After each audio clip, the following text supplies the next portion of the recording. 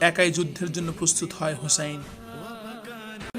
আর বিদায় মুহূর্তে মেয়ে জয়নব আর পিতা হুসাইনের বেদনায় ভারী হয়ে ওঠে পুরো কারবালা।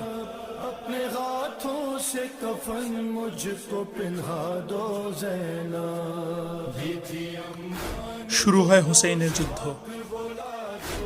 একে একে পরিবারের সবার কাছ থেকেই বিদায় নিতে থাকে হুসাইন।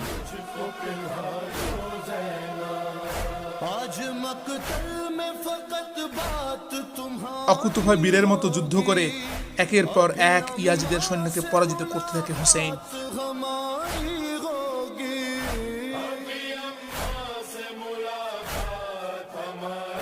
হুসেইন যখন অপ্রতিরোধ্য হয়ে ইয়াজিদের বাহিনীকে পরাজিত করে সামনে এগোতে থাকে, ঠিক তখন একের পর এক তীর এসে বিদ্ধ করতে থাকে হুসেইনের ঘোড়ার শরীর।